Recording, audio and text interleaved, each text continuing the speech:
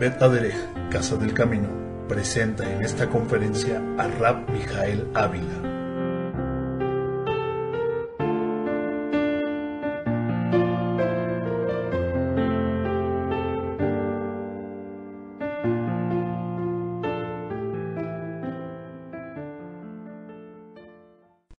Vamos a abrir nuestras Biblias en este Shabbat, en el libro que hemos venido estudiando, que es el libro de Números, Bamidbar, capítulo 16, en este día que es el día 5 del mes de Tamuz del año 5763, 5 de julio del 2003.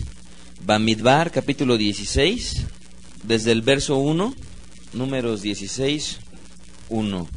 Esta Perashá Shavua, la porción semanal, se titula Koraj. Koraj es el hombre que da origen al título de esta Perashá y cuyo significado es calvo. Dice en la Biblia, Números capítulo 16, verso 1. Y se desligaron de la congregación Koraj, hijo de Yitzhar, hijo de Keat, hijo de Leví, y Datán y Abiram, hijo de Aliab, y On, hijo de Pelet, los cuales eran de la tribu de Rubén. Vayiká Koraj ben Yitzhar, ben Keat, ben Leví, be Datán, ba Abiram, benei Eliab, be On, ben Pelet, benei Rubén.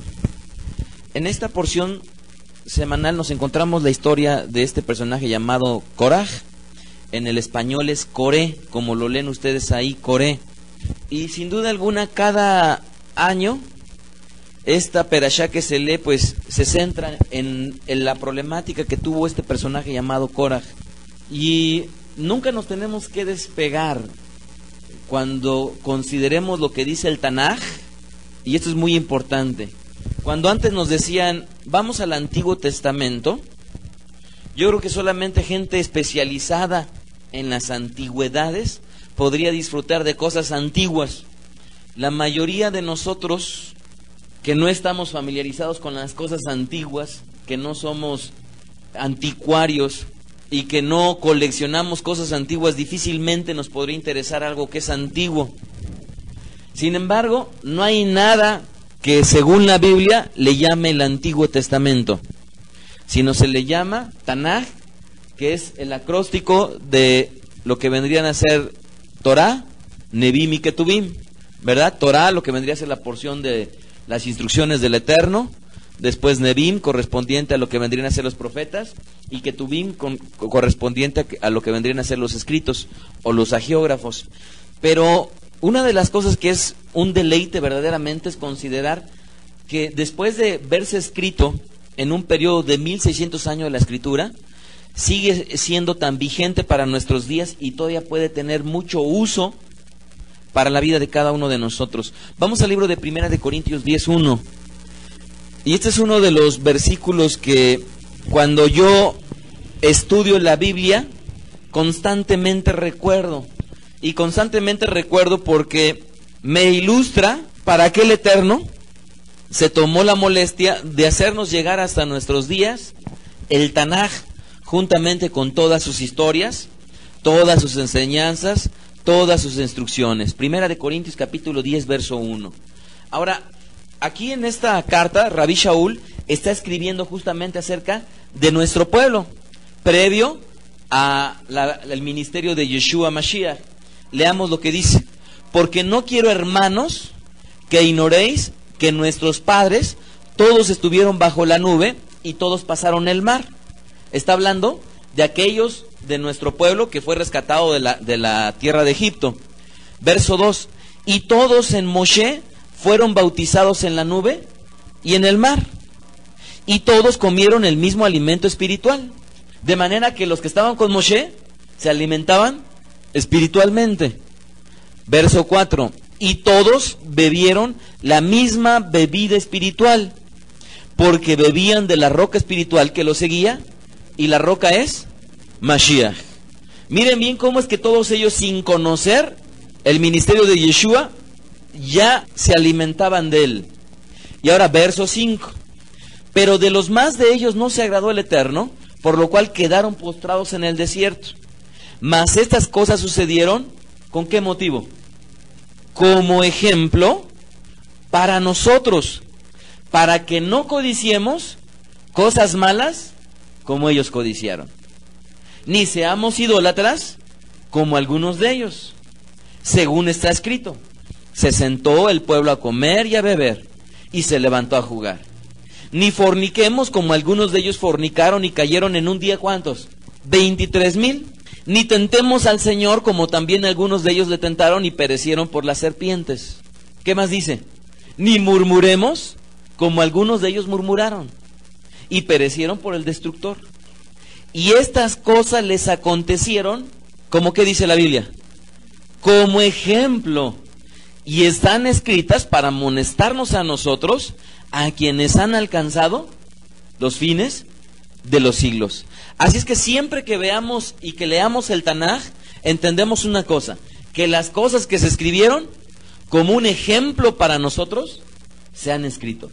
Por lo tanto, esta historia de Koraj es un ejemplo tan vigente y tan actual como podría ser una historia contemporánea, escrita por cualquier otro escritor que sirva para ilustrarnos verdades de la vida. Sin embargo, la Biblia, por supuesto, trasciende, y trasciende porque nos enseñan muchos de los valores importantes que como hijos debemos de conocer. Y por lo tanto, en esta perashá, a pesar de que iba yo a compartir acerca de un tema muy muy importante que es el Sheol, al momento en cuando ya tuve que escribir la perashá no me dio tiempo de compartirles acerca del Sheol. Así es que espero próximamente poder hacerlo, pero mientras tanto voy a enfocar esta enseñanza a un tema muy importante, la división. ¿Cuál es la enseñanza de este Shabbat? Bueno, tenemos que considerar algo que hemos platicado. Las rebeldías y las divisiones ocurrieron, ocurren y seguirán ocurriendo. Nunca acabarán. Aquí, sin duda alguna, se volverán a presentar. Divisiones en Beda Derech es bastante probable que se sigan presentando a lo largo de los tiempos. Y por eso tenemos que tenerlo bien presente. Divisiones y rebeldías a lo largo de las generaciones siempre se presentarán. Sin embargo, hay que entender una cosa. No siempre las rebeldías y las divisiones serán en contra de la voluntad del Eterno, sino habrá divisiones y rebeldías que estarán siendo apoyadas por el Eterno. Y esto hay que diferenciarlo muy bien. Y hay que diferenciarlo muy bien porque habrá veces en las cuales será necesarios que se levanten rebeldes, entre comillas, que desean hacer y de cumplir la voluntad del Eterno, cuando en la congregación no necesariamente se quiere caminar en esa línea. Siempre se seguirán presentando, a veces las rebeldías y las divisiones no serán la voluntad del Eterno, y como en este caso que nos va a enseñar muy bien el ejemplo de Koraj, en este caso bien en especial, no fue la voluntad del Eterno que fuera, pero habrá veces como cuando Moshe, ¿se acuerdan ustedes? Dice la Biblia que él se levanta en contra de el faraón, ¿se acuerdan? Y se levanta en contra de la autoridad y les pide que los dejen salir. Él se levanta como un rebelde en contra de la autoridad, y en este caso era la autoridad de Faraón. Ahora ustedes se podrían preguntar, pero Faraón no era un creyente. Pues sí, pero la Biblia dice que toda autoridad es puesta por Hashem, y como tal nos tenemos que someter a la autoridad, porque al someternos a la autoridad nos estaremos sometiendo a Hashem. Entonces tenemos que dejar bien en claro que habrá divisiones y rebeldías favorecidas por el Eterno y no favorecidas por Él. Y hombres que a lo largo de las generaciones fueron rebeldes, primordialmente fueron los profetas. Si ustedes ven, por ejemplo, los libros de Ezequiel, de Jeremías, de Isaías, fueron hombres que fueron en contra de la corriente. Momentos históricos en los cuales la congregación de Hashem no quiso caminar en pos de Él, y tuvo el Eterno que levantar a esos rebeldes para que señalaran y pusieran el dedo sobre la llaga, con tal de que la gente despertara de su estupor y volviera los ojos al Eterno. Por eso es que el Eterno levantó a hombres como Yohanan Amadil, que fueron a su vez rebeldes. ¿Se acuerdan ustedes? Incluso la autoridad dudó de él y llegó incluso hasta al mismo asesinato de Juan el Bautista, ¿recuerdan ustedes? Pero no nada más fue por petición, de una mujer que danzó, sino sobre todo también fue porque él estaba tentando a los ojos de la autoridad en contra de ellos. ¿Y qué decir de Yeshua Mashiach? Otro rebelde. Sin duda alguna, Yeshua fue un rebelde ante los ojos de mucha gente. El status quo del fariseísmo, de los escribas, de todas las corrientes religiosas de su época, sin duda alguna vieron el personaje de Yeshua como un hombre rebelde que causó divisiones. Pero fue necesario que así ocurriera para que la voluntad del Eterno prevaleciera. Así es que no todos los casos los tenemos que ver con la misma óptica. Cada división que se presente en medio de una congregación, o en medio de un pueblo, o en medio de algo, siempre tenemos que analizar, y a final de cuentas el tiempo dará la razón si fue apoyado por el Eterno o no. En primer lugar, vamos a ver cómo es que habitualmente un rebelde va a hacerse llegar de gente. Miren, nunca va a ser difícil que una persona, cuando quiera levantarse en contra de la autoridad, por sí sola vaya con la autoridad y le diga: mira, a mí no me parece esto y esto y esto y esto y esto. Habitualmente la naturaleza de la gente siempre va a buscar un respaldo y va a decir: mira, fulanito, ¿verdad que esto está mal? Y se lo va a jalar para sí. Mira, fulanita, ¿verdad que esto está mal? Y se va a ganar a la gente para sí, de tal manera que cuando lleguen con la autoridad van a llegar con el apoyo de muchos, porque esa es una característica de cuando se empieza a presentar una rebeldía en medio de la congregación. Veamos Números 16, desde el verso 1, por favor. Dice la Biblia: Coraj, hijo de Izar, hijo de Coat, hijo de Leví, y Datán y Abiram, hijos de Eliab, y On, hijo de Pelet, de los hijos de Rubén, tomaron gente y se levantaron contra Moshe. Dice la Biblia: con 250 varones de los hijos de Israel, príncipes de la congregación, de los del consejo. Y miren cómo dice la Biblia ahí: varones de renombre. ¿Qué quiere decir esto? Que no necesariamente porque haya un grupo de personas con respeto y con autoridad en medio del grupo y que apoyen al rebelde, no por eso nos debemos de ir con la finta que necesariamente esa rebeldía es correcta y es del Eterno. ¿Sí estamos de acuerdo? Porque muchas veces pudiéramos parecer: miren cuántos están conmigo que me apoyan. No necesariamente eso va a ser una característica que estará diciéndonos que el Eterno lo está apoyando, porque en este caso no fue así. Después de que se presenta esta rebelión de parte de Korah, hay algo muy interesante que yo vi en Moshe. Dos actitudes muy muy importantes. Verso 4, miren qué actitudes tomó Moshe. Dice: cuando oyó esto, Moshe se postró sobre su rostro, luego habló a Korah y a todo su séquito y les dijo: mañana mostrará a Hashem quién le pertenece y quién es santo, y hará que se acerque a él. Al que él escoja, lo acercará así. Dos cosas hizo Moshe. En primer lugar, dice la Biblia que él se postró sobre su rostro. Obviamente está implicando que él clamó al Eterno después de que vio la rebelión que se estaba presentando en su contra.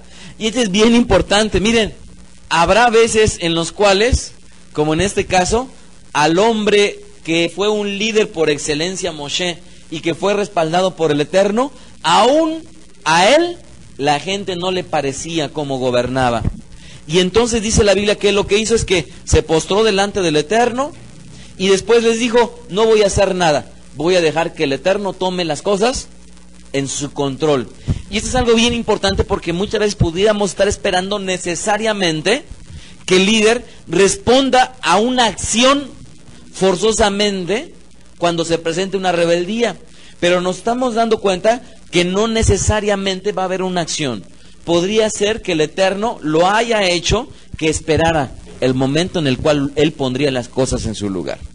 ¿Qué otros detalles nosotros nos encontramos en este caso de Korah? Vean el verso 19, por favor. Dice la Biblia: ya Korah había reunido contra ellos a toda la congregación a la puerta del tabernáculo. Miren, ya no se había conformado de ganarse unos cuantos, ya había empezado a hablar por teléfono y agarra a las familias: oye, fulanito, mira, fíjate que esto y esto y esto y esto, nos vamos a reunir tal día, vente. Y al otro: oye, fulanito, mira esto y esto y esto y esto, vente. Miren, dense bien cuenta cómo esto no ha ocurrido nada más en esa ocasión, sino sigue ocurriendo. Y lo peor de todo es que seguirá ocurriendo. Eso es parte de la naturaleza humana. Y como pastores, como rabinos, como líderes, la gente tiene que conocer que se seguirá presentando esto. Y entonces dice la Biblia, ya Korah había reunido toda la congregación a la puerta del tabernáculo de reunión. Entonces la gloria de Hashem se apareció a toda la congregación. Y Hashem habló a Moshe y a Aarón y les dijo, apartaos de esta congregación y los consumiré en un momento. Fíjense cómo no dice que la congregación, en lugar de hacerle caso a Korah, fue con Moshe y le dijo, ¿te parece bien que vayamos? Sino ellos lo que dijeron, pues si nos están llamando y va a haber bronca, así como frotándose las manos, vamos. En lugar de haber consultado, en este caso a Moshe o a Aarón, no, le hicieron caso al rebelde y fueron. Pero ¿qué fue lo que pasó? Y esta es una enseñanza tremenda para todo aquel que, no siendo la voluntad del Eterno que se presente como rebelde, le suceda. ¿Y qué cosa es? Que necesariamente cuando llega la hora de la hora, así toda la congregación te apoye, al final de cuentas la mayoría te va a dejar. ¿Está claro? Cuando todo el mundo dice, no hermanito, yo estoy contigo, tú debes de estar bien consciente que a la hora de la hora, la gran mayoría te va a dejar. Verso 22, observémoslo. Ellos se postraron sobre su rostro y dijeron, Dios de los espíritus de toda carne, ¿no es un solo hombre el que pecó? ¿Por qué airarte contra toda la congregación? Miren, ya se estaban poniendo, primero muy machitos, acudiendo en contra del líder que el Eterno había puesto, en contra del, en este caso, Moshe, que se considera el primer rabino, Moshe Rabbeinu. Van en contra del rabino y lo primero que hacen en las primeras de cambio es, ¿no acaso fue nada más uno el que pecó y yo no? Porque el Eterno se había irado en contra de la congregación. ¿Por qué? Porque no había hecho lo correcto. En vez de haber acudido al rabino, en este caso Moshe, acudieron con el que estaba causando la rebelión.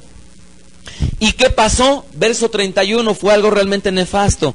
Aconteció que cuando cesó él de hablar todas esas palabras, ¿qué dice la Biblia? Se abrió la tierra que estaba debajo de ellos, abrió la tierra su boca y los tragó a ellos, a sus casas y a todos los hombres de Korah y a todos sus bienes. Y ellos con todo lo que tenían descendieron vivos, ¿a dónde? Al Seol.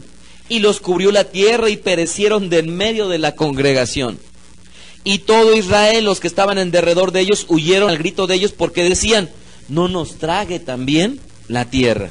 Y también salió fuego de delante del Eterno y consumió a los 250 hombres que ofrecían el incienso. Miren cómo es que la consecuencia no nada más quedó ahí, sino además el Eterno decidió exterminar a los rebeldes. Y esto realmente es algo que debemos de considerar para poder levantarnos, si es el Eterno o si no es. Tenemos que tener mucho cuidado. Estas divisiones, el mismo Yeshua enseñó al respecto de ellas. Vamos al libro de Mateo capítulo 13, verso 24.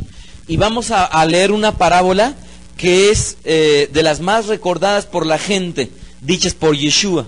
¿Por qué se seguirán presentando estas rebeldías? Ojo, estoy ahorita apuntando a las rebeldías, no necesariamente que están en la voluntad del Eterno, sino en las rebeldías que están en contra de la voluntad del Eterno. Mateo 13, 24. Dice Yeshua, les refirió otra parábola diciendo, el reino de los cielos es semejante a un hombre que sembró buena semilla en su campo. Pero mientras dormían los hombres, vino su enemigo y sembró cizaña en el trigo y se fue. Y cuando salió la hierba y dio fruto, entonces apareció también la cizaña. Vinieron de entonces los siervos del padre de familia y le dijeron, Señor, ¿no sembraste buena semilla en tu campo? ¿De dónde pues tienes cizaña? Él les dijo, un enemigo ha hecho esto. Y los siervos le dijeron, ¿quieres pues que vayamos y la arranquemos? Él les dijo, no sea que al arrancar la cizaña, arranquéis también con ella el trigo. Dejad crecer juntamente lo uno y lo otro, ¿hasta cuándo? Hasta la siega. Y el tiempo de la siega yo diré a los segadores, recoged primero la cizaña y atadla en manojos para quemarla, pero recoged el trigo en mi granero. Recuerdo que en esta semana mi mamá me estaba diciendo, oye, compraste muy mal pasto. Y yo le decía, ¿por qué? Me dijo ella, porque mira cuánta hierba no tiene. Y entonces yo le empecé a explicar, no mamá, no compré mal pasto. Yo le dije, ¿te acuerdas que cuando yo compré el pasto era un pasto bonito, era puro pasto? Sí, lo sembré y después la perra empezó a rascar en medio del jardín y gran parte del pasto se lo empezó a comer. Y después compré tierrita, le puse la tierra arriba del pasto. ¿Y cuál fue mi sorpresa? Que en lugar de seguir creciendo el pasto, empezó a crecer esa hierba, que no es pasto, y que crece al lado del pasto. ¿Qué fue lo que tuve que hacer? Empezar uno por uno a arrancarlo, y de repente cuando me di cuenta, ya la hierba había consumido gran parte del pasto. Ya no quedaba gran pasto, sino quedaba ahora más hierba. Y dijo Yeshua que juntamente así como crece el trigo, crece la cizaña. Pero muchas veces si tú quieres arrancar nada más el trigo, va a ser difícil. ¿Por qué? Porque te puedes tú llevar a unos cuantos que sí son del Eterno. Si hay una rebelión en medio de la congregación, poder agarrar y decir a rajatabla, ustedes están mal, tenemos que tener mucha consideración. ¿Por qué? Porque habrá gente que es convencida a su vez por otros de que lo que están haciendo es correcto. Y esa gente que está siendo convencida no necesariamente es culpable, porque los argumentos que les están poniendo los están haciendo que se convenzan de lo que está sucediendo. Entonces para esto hay que tener mucho cuidado. Y el mismo Yeshua dijo que los que eran, después ya interpretándoles más adelante esta parábola, que los que eran precisamente esa cizaña eran los hijos del malo, ¿verdad? No eran hijos del Eterno. Ahora bien, observen bien lo que dice Rabí Shaul, 1 Corintios 11:18. Y miren cómo es que es necesario en las congregaciones que se presenten divisiones. Y miren, hermanos, por amor del Eterno, tienen que entender que las divisiones son necesarias que ocurran. Hoy, mañana y pasado, en muchos de los casos será necesario que ocurra este tipo de cosas que no son agradables, que dejan heridas a la congregación, pero que es necesario que ocurran. 1 Corintios 11:18. Y observemos la sabiduría que el Eterno puso en Rabí Shaul. Y miren lo que dice. Pues en primer lugar, cuando os reunís como congregación, como Keilah, oigo que hay entre vosotros, ¿qué dice? Divisiones. O sea, de manera que las divisiones siempre han ocurrido en medio de las Keilot. Sí, siempre han ocurrido. No nada más con Moshe, no nada más con Moshe. No nada más con David, no nada más con David. No nada más con Salomón, no nada más con Salomón. No nada más con Yeshua, no nada más con Yeshua. En los tiempos posteriores a Yeshua, sí siguió ocurriendo. En la historia de la Keilah de Yeshua, por supuesto que ha seguido ocurriendo. Y para muestra, basta el botón de la separación tan grande que existió de la Iglesia Católica Romana con el protestantismo. Un cisma, una división, que a final de cuentas el Eterno lo utilizó para bendecir a mucha gente. Y no por ello, a pesar de que en su momento los hombres que participaron de esta rebelión fueron tachados y fueron perseguidos y algunos fueron muertos. ¿Se acuerdan ustedes el caso de Juan Jos? Y otros que salvaron la vida, pero a final de cuentas fueron rebeldes y divisores en su tiempo, pero fueron rebeldes que el Eterno utilizó. Pero en este caso, dice la Biblia, vean, 1 Corintios 11:18, pues en primer lugar, cuando os reunís como congregación, como Keilah, oigo que hay entre vosotros divisiones, y en parte lo creo, porque es preciso que entre vosotros haya disensiones. ¿Para qué? Para que se hagan manifiestos entre vosotros, ¿quiénes? Los que son aprobados. Entonces, observen bien esta frase que comienza el verso 19, porque es preciso que entre vosotros haya disensiones, divisiones. Es preciso. ¿Por qué? Para ser manifiestos dentro de la Keilah, ¿quiénes son? Aprobados. Ahora, en medio de esto tenemos que entender una cosa. Cuando la autoridad, el líder, rabino, pastor, apóstolo, como le quieran llamar, no está cumpliendo la voluntad del Eterno, ¿por qué habrá gente de las congregaciones que se vaya cuando están siguiendo la voluntad del Eterno? ¿Por qué? Porque lo que está encontrando con sus líderes, con sus rabinos, con sus pastores, o con sus líderes, es que les están privando del reino de los cielos. ¿Qué quiere decir esto? Si un rabino, pastor, maestro o líder en medio de una congregación le está privando a la congregación del reino de los cielos, es una de las causas principales cuando dentro de la congregación están buscando acercarse al Eterno, migrar de su congregación con el objeto de poder hacerse llegar al reino de los cielos. Y esto no ha sido diferente de los tiempos bíblicos a como lo es hoy en día. Vean Mateo 23:13, por favor. Y esto es algo que le dice Yeshua precisamente a los escribas y a los fariseos. Tenemos que entender que estos escribas y fariseos no son la mayoría, pero sí son de alguna u otra manera representativos de los círculos religiosos que se daban en esa época. Como hoy en día, si no se llaman fariseos o no se llaman escribas, en todas y en cada una de las denominaciones existirán gente que tengan ese mismo espíritu. Vean lo que dice Mateo 23:13. Mas ay de vosotros, escribas y fariseos, hipócritas, porque cerráis el reino de los cielos delante de los hombres.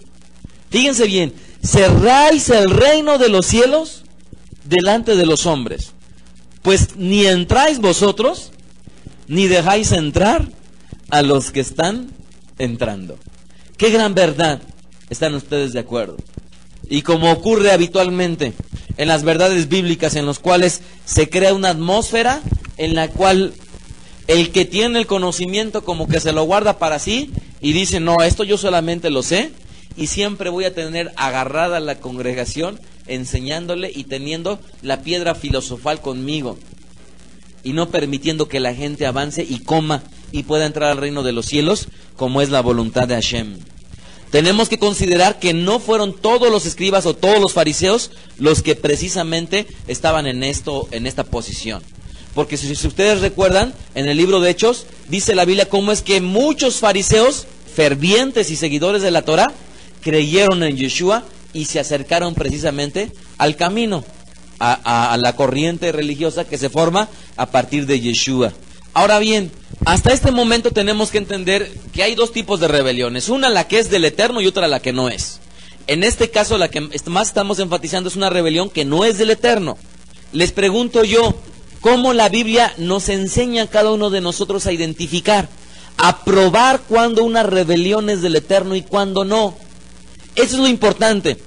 En este caso, cuando algunos de nosotros por allá, Naomi, que dijera, ¿cuándo yo voy a saber, cómo yo puedo comprobar si una rebelión es del Eterno o no? Hay una forma bíblica de poder hacerlo y es lo que vamos a compartir ahorita. Bueno, ¿cuál es la prueba? La Biblia dice muy claramente, vamos al libro de Salmos capítulo 106, Teilim 106, 16. En este libro, el salmista nos muestra cuál fue la causa de la rebelión, de la división que se dio. Teilim 106, 16. Miren cómo claramente lo establece la Escritura. Verso 16 de Salmo 106. Tuvieron envidia de Moshe, ¿sí lo ven? En el campamento, y contraron el santo de Hashem.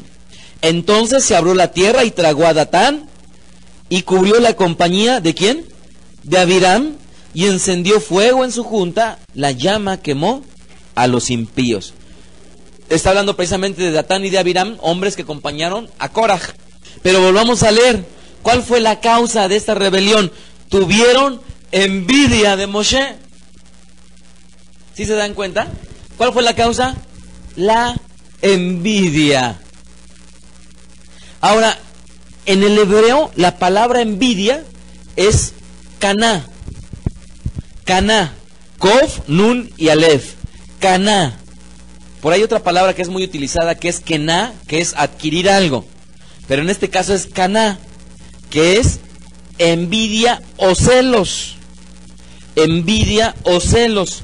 Cuando yo me di cuenta que esta palabra caná la traducían como envidia o como celos, recurrí al diccionario para disipar mi duda cuál era la diferencia. Me di cuenta que eran palabras que eran muy parecidas en su significado. Fíjense bien lo que dice el diccionario respecto de la palabra celos. Celos, interés ardiente y activo por una causa o persona. por la gloria del Eterno o bien de las almas. Pero ¿qué más son los celos? Es el recelo de lo que uno tiene o desea llegue a ser alcanzado por otro. O sea, esto es, el recelo de lo que uno tiene o desea que llegue a ser alcanzado por otro. ¿Cuál es la envidia según el diccionario? Tristeza o pesar del bien ajeno. ¿Cuál es la envidia? Que yo me entristezco o yo me apesadumbro porque alguien tiene o le va bien. Dice el diccionario, sentimiento de animadversión contra el que posee una cosa que nosotros no poseemos. ¿Cuál fue la causa por la cual Korah, Datán y Abiram se enfrentaron en contra de Moshe? Sencillo, la envidia. Envidiaban algo que Moshe tenía y que ellos no tenían. Vamos más adelante. ¿Qué es lo que nos enseña la Biblia para los celos? Porque aquí estoy hablando yo de cuál es la prueba que vamos a poner para identificar cuando una división es del Eterno o no. Y eso es muy importante, porque si pudiera llegar una hermana con ustedes, un varón con ustedes, y les planteara, les dijera, fíjate que se está gestando una división en mi congregación, ¿ustedes qué le van a enseñar? Le van a enseñar cómo van a probar ustedes si es la división del Eterno o no. ¿Y cuál es la prueba? Identificar si el origen de todo ello es la envidia. Caná en el hebreo. Miren lo que dice Deuteronomio 32:21. Y aquí tenemos que identificar una cosa al respecto de Caná. Ustedes estarán de acuerdo con que los celos es un sentimiento propio del hombre. ¿Están ustedes de acuerdo? Y los celos como tal no son malos en sí mismos. Es como platicar acerca de la comida. ¿Ustedes creen que la comida es mala? No, pero si la comida la ingerimos en exceso, se va a volver algo malo para nosotros. Los celos son un sentimiento que el Eterno puso en el hombre y que a su vez él mismo tiene. O sea, los celos también forman parte de un atributo propio del Eterno y que se lo dio al hombre para que eso fuera un motivo, un combustible para impulsar al hombre a proteger lo que es suyo, a cuidar lo que es suyo o incluso a conseguir lo que está deseando o anhelando con fines correctos. Deuteronomio 32:21, y dice la Biblia, ellos me movieron a celos con lo que también no es Dios. Está hablando y dice, hiciéronme ensañar con sus vanidades, yo también los moveré a celos con un pueblo que no es pueblo, con gente insensata los haré ensañar. ¿Se dan cuenta cómo es que el Eterno también tiene celos? O sea, dice la Biblia que el pueblo trató de crearle celos a Hashem, y entonces dijo Hashem, bueno, pues entonces ahora yo les voy a dar celos con un pueblo que no es pueblo. ¿Qué es lo que está ocurriendo hoy en día?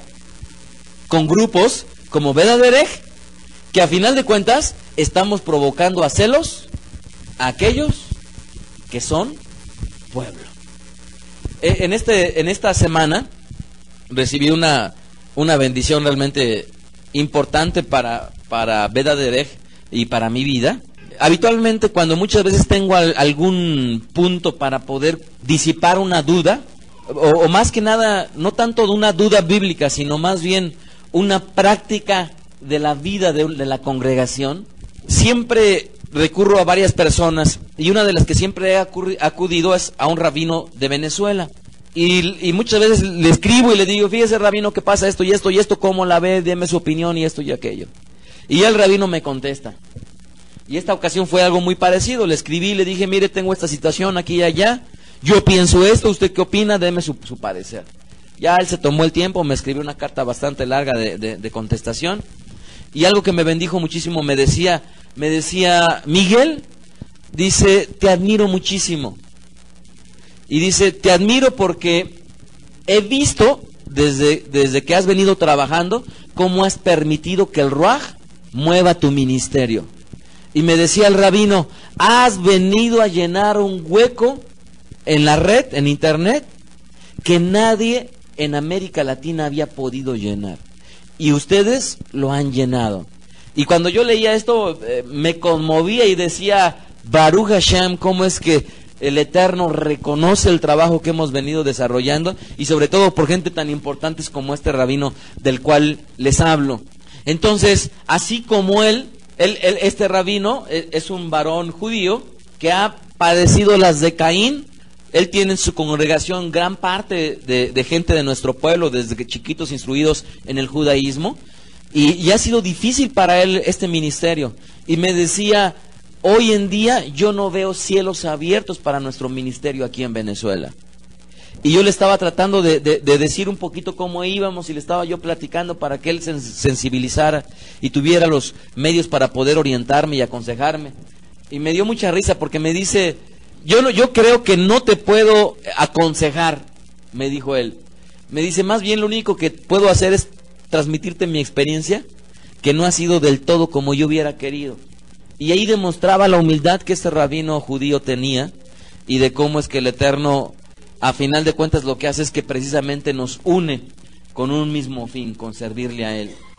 Por cierto, haciendo un paréntesis, yo les platicaba que íbamos a sacar una serie de estudios para defender la postura que teníamos al respecto de muchos tópicos de alguna página en internet de un grupo de judíos que se ha volteado precisamente al ortodoxismo. Y tenía contacto ahora precisamente con uno de sus líderes, y yo le escribí y le decía, quiero que con la madurez que nos debe de caracterizar, no tomes a mal esto que voy a empezar yo a hacer, y cuenta con que no voy a parafrasear lo que ustedes dicen, sino lo voy a tomar literal para poder presentar mi defensa. Y como sé que no te voy a convencer a ti, pero que tampoco me vas a convencer a mí, que estos escritos que voy a sacar sirvan como un argumento para que la gente lea los tuyos y lea los nuestros, y que pueda aprender a decidir. Y él me decía, mi hermano, dice, Baruch Hashem, porque el Eterno nos une, y me daba bendiciones. Y yo le decía algo que considero que es una verdad. Yo no creo que él lo haga de mala fe. Igualmente que nosotros no estamos enseñando algo que de mala fe estamos compartiendo. Yo creo que él está convencido en lo que él está enseñando, pero también nosotros lo estamos. Y como tal, lo que importa es la gente que queda en medio. Y esa gente que queda en medio, pues debe de conocer los argumentos de unos y otros para poder entonces defenderlo. Entonces, ahora sí que con más libertad le voy a contestar todos sus artículos para que a ver si la gente tenga la oportunidad ahora de decidir. Lo más importante es que ahora miren, delante del Eterno puedo hacer mis manos santas y decir, Señor, yo ya cumplí, yo ya le avisé, y sobre aviso no hay engaño. Así es que ahora agárrate, porque ahí te va mi punto de vista. Y voy a empezar, porque mucha gente está siendo tropezada y mucha gente se está deteniendo con ello. Entonces, este sentimiento de los celos es parte de la naturaleza de Hashem. Ahora bien, veamos otro ejemplo, Primera de Reyes 19:13. Y es que los celos en realidad son útiles. ¿Por qué son útiles? Porque nos va a servir precisamente para cuidar lo que es nuestro. ¿Se acuerdan ustedes el caso de Yeshua?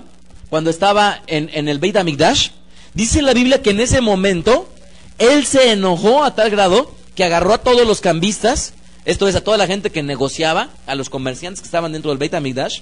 ¿Y qué hizo? Volcó todos sus puestecitos que tenían adentro del Beit HaMikdash y se los tiró. Y dice la Biblia que él estaba enojado. ¿Por qué? Porque él decía, esta casa será llamada casa de oración. ¿Yeshua se enojó? Sí. ¿Nosotros nos podríamos enojar? Sí. Pero ¿cuál es la regla? Si te enojas, que no se ponga el sol sobre tu enojo. La regla es, sí, es válido que te enojes, pero si el enojo te dura el día siguiente, ten mucho cuidado, porque entonces serás cautivo de tu mismo enojo. Entonces, en este ejemplo, miren lo que dice la Biblia. Él respondió, he sentido un vivo celo por Hashem, Dios de los ejércitos, porque los hijos de Israel han dejado tu pacto, han derribado tus altares y han matado a espada a tus profetas, y solo yo he quedado, y me buscan para quitarme la vida. Yo les platicaba de otro rabino en internet, que él escribe, y cuando escribe, saca la espada, y teniendo la espada desenvainada, empieza a cortar, y yo les decía, bueno, es que aún el estilo que tiene ese rabino para poder escribir ha servido de mucha bendición para mucha gente, porque lo que ha hecho es que los ha agarrado y los ha sacudido y los ha hecho entrar en razón. Bueno, cada quien tiene su estilo, pero en este caso, aún esos celos van a servir para preservar la voluntad del mismo Hashem. Pero ¿qué es lo que sucede con este sentimiento de los celos. Si nosotros dejamos que esos sentimientos sean excesivos, afloren, puede ocurrir algo nefasto. ¿Saben qué? Un espíritu de celos puede hacer presa de las personas. Esto es, hay una mujer que podría decir estar cuidando constantemente a su marido, pero si deja que los celos normales hagan presa de ella o de él, puede ocasionar que un espíritu venga a posicionarse en él o en ella y hacerle la vida de cuadritos. Números 5:14. Dice la escritura, si viniere sobre él espíritu de celos, ¿sí lo leen ahí? Espíritu de celos, o sea, ya no nada más hay caná, sino ahora hay ruaj de caná. Ahora ya hay un espíritu que es específico. En el área en la que va a atacar, ¿cuál van a ser? Los celos. Dice, si viniere sobre él un espíritu de celos, si tuviere celos de su mujer, habiéndose ella mancillado, o viniere sobre él espíritu de celos, y tuviere celos de su mujer, no habiéndose ella mancillado. O sea, en este mismo versículo está notando los dos casos en los cuales era correcto, su esposa sí había cometido el adulterio, y en el segundo caso no, en este mismo versículo. Pero la característica es que este varón dejó que los celos hicieran presa de él, y entonces un espíritu de celos vino sobre él. Ustedes han escuchado una frase muy popular que dice, ¿es que esa persona está enferma de celos? Bueno, en realidad es un problema de índole espiritual. No va a acudir con una psicóloga para que le ayude, sino es un problema de índole espiritual, el cual cada uno de nosotros tiene la potestad de poder ayudarles. ¿Verdad? ¿Y de qué manera les podemos ayudar? Liberándola. Y llegas con la persona y dices, es que ya no aguanto. Oye, a ver, espérame, déjame orar por ti. Y empiezas, espíritu de celos, en el nombre de Yeshua, te ordeno que te vayas. Y ya no más falta que diga el espíritu de celos, a Yeshua conozco. Pero tú, ¿quién eres? No, hermanos, nosotros tenemos la autoridad para poder hacerlo. Segunda de Corintios 12:20. Y esto es parte de lo que dice Rabí Shaul, que siempre vendría de la mano con las divisiones. Segunda de Corintios 12:20. Solamente en casos muy especiales, uno le debe de permitir, siendo guiado por el Eterno, hablar al Espíritu. Es frecuente que muchas veces los espíritus empiecen a hablar, y de repente ves a una jovencita que está hablando con su voz normal y de repente le sale un vocerrón de aquellos. Y esto no nada más es como en las películas, o sea, esto es real y sucede. Pero habitualmente lo que nosotros tenemos que hacer es, si el Eterno no te permite que dejes hablar, en la mayoría de los casos, en el nombre de Yeshua, te ordeno que te calles. Y lo más normal es no dejar hablar a los espíritus, porque muchas veces lo que hacen ellos es que con su palabrería tratan de envolver a la gente y tratan de darte miedo. En muchos de los casos estás reprendiendo a un espíritu y de repente sale y te dice, oye, pero es que yo también conozco a tus hijos, ándale. O sea, me estás amenazando. Entonces, antes de que ocurra todo eso, en el nombre de Yeshua te ordeno que te calles. ¿Sí? Y esto es parte de lo que tenemos que hacer. Es parte de lo que el reino de los cielos se ha acercado. Segunda de Corintios 12:20. Pues me temo que cuando llegue, dice Rabí Shaul, no os halle tales como quiero, y yo sea hallado de vosotros cual no queréis, que haya entre vosotros contiendas, envidias, fíjense bien ahí la palabra, envidias, iras y divisiones, maledicencias, murmuraciones, soberbias y desórdenes. Miren cómo enlaza la palabra envidias y también lo pone con divisiones, ¿verdad? Envidias, iras y divisiones. Ahora bien, ¿cuál es la prueba? ¿Cuál es la prueba que debemos de conocer nosotros y que a su vez debemos de enseñarle a otros que utilicen para probar si una división o una rebelión es de Hashem o no? Bueno, ahí les va la prueba. Primer lugar, no va a ser del Eterno si la persona que está causando la división o la rebeldía tiene envidia de los bienes del rabino, del pastor o del líder. Nada más apúntenlo, por favor, para irnos rapidito. Génesis 26:14. Escuchen bien. Y tuvo hato de ovejas, hato de vacas y mucha labranza, y los filisteos le tuvieron envidia. Cuando alguien dice, es que mira el coche de él, mira la casa de él, mira, ya se fueron a tal lugar, y mira. Esto es frecuente, un indicativo de poder decir aguas. La persona que está hablando, lo está hablando en envidia. ¿Cómo se prueba la caná? Precisamente eso. Primera prueba es observar, oír. Si la persona que está causando rebeldía, en lugar de enfocarse en las cosas del Eterno, se está enfocando en lo que tiene la persona. ¿Sí? Segunda prueba, cuando la persona ya no nada más se enfoca en lo que tiene el rabino, el pastor o el líder, sino se enfoca en lo que él no tiene, pero el rabino sí. Génesis 31. Viendo Rachel que no daba hijos a Jacob, tuvo envidia de su hermana, o sea, tuvo caná de su hermana, y decía a Jacob, dame hijos, o si no, me muero. Pero fíjense la actitud de Rachel, que tenía envidia. Ella dice que no daba hijos a Jacob, tuvo envidia de sus hermanos, o sea, lo que no tenía ella, sí le parecía mal a la otra. ¿Por qué él sí predica así, así, así, y yo no? ¿Por qué la gente sí lo busca así, así, así? Eso es frecuente. Lo mismo, no se enfocan en el problema con el Eterno, sino se enfocan en lo que yo no tengo, pero el otro sí tiene. Tercera prueba, si siente que el rabino, pastor o líder está más encumbrado que él. Génesis 37:10. Y lo contó a su padre y a sus hermanos, y a su padre le reprendió y le dijo, ¿qué sueño es este que soñaste? Está hablando de Yosef. ¿Acaso vendremos yo y tu madre y tus hermanos a postrarnos en tierra ante ti? Y sus hermanos le tenían envidia, mas su padre meditaba en esto. ¿Cuál fue el problema con Yosef? La envidia. ¿Se acuerdan cuál era el problema con Yeshua? Los fariseos decían, ¿de dónde conoce este tantas cosas? ¿Se acuerdan? Entonces, son tres pruebas que ya llevamos. Una, cuando escuchemos o veamos que la gente que está criticando al pastor, al líder o al rabino, está criticándolo no por lo que él es, sino por lo que tiene. Dos, cuando está criticándolo por lo que el rabino tiene, pero él no. Y tres, cuando está criticando que la persona está subiendo ya demasiado. Y esto es algo que frecuentemente también pasa. Cuando yo hablaba ya con él, me escribía este rabino, pasó una historia muy, muy parecida a la nuestra, muy, muy parecida. Él dice, este rabino dice, que cuando se conformaron ellos, se conformaron un grupo de hombres judíos para liderar una congregación.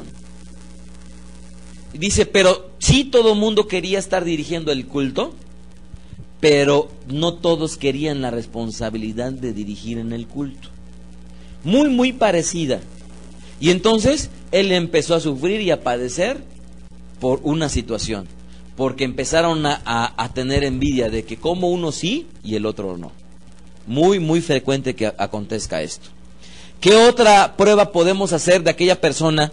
Y debemos de descubrir si la persona que está causando una rebelión no lo está haciendo del Eterno. Observen bien cómo nunca están criticando si están siguiendo la voluntad del Eterno o no, sino se están enfocando en lo que la persona tiene o no tiene, o hace o deja de hacer.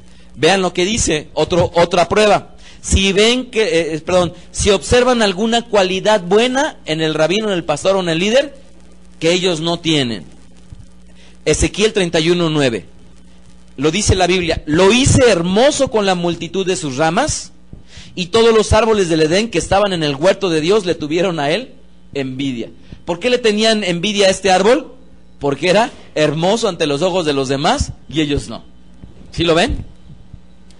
Ahora, tenemos que entender una cosa. Esta es una prueba muy clara. ¿Cómo vamos a identificar si una rebelión o si una división es del Eterno? Cuando la persona se está preocupando, es que mira, el Eterno manda que hagamos esto y esto y esto, y él no quiere hacerlo. Eso ya va a ser un indicador de que el Eterno los está moviendo.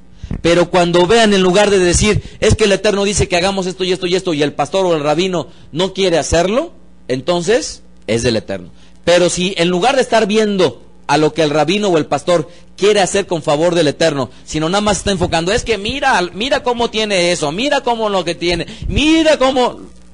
Ahí es donde está la principal problemática. Y será una prueba muy clara cuando el rebelde o el divisor, en lugar de enfocarse en el eterno, se enfoque en la persona. Y ahí es donde ya está malo el cuento. ¿Cuál es la conclusión de todo esto? Hay dos recomendaciones básicas que doy al final de esta perasha. Una recomendación para el rabino, el pastor, el apóstol, el líder que lee esta enseñanza. Y la segunda recomendación es para cualquiera de nosotros como congregantes de una Beta Knesset. ¿Cuál es la recomendación para alguien que está en una congregación? ¿Cuál es la recomendación? Vamos al libro de Romanos, capítulo 16, verso 17. Romanos 16, 17. La recomendación para el congregante. Y dice la Escritura: mas os ruego, hermanos, que os fijéis, fíjense bien, no que nos hagamos de la vista gorda, sino que os fijéis en los que causan divisiones y tropiezos en contra de la doctrina que vosotros habéis aprendido, y que os apartéis de ellos. ¿Se acuerdan de ese dicho popular? El que anda con lobos, aullar se enseña. Ustedes conocen a gente que por todo andan criticando, que si ven al gobierno, ay, es que el gobierno esto, el otro y aquello, que si están en la escuela, es que en la escuela esto y esto, que si están en la congregación, ay, que esto y esto y esto, y toda la vida se la pasan criticando. Hay que tener mucho cuidado. Y dice la Biblia: os ruego, hermanos, que os fijéis en los que causan divisiones y tropiezos contra la doctrina que vosotros habéis aprendido. ¿Y cuál es la recomendación? Apartéis de ellos. La enseñanza judía es muy clara. El Pirkei Avot dice que los hombres deben de tratar de acercarse a hombres sabios y alejarse de aquellos que no buscan las cosas del Eterno.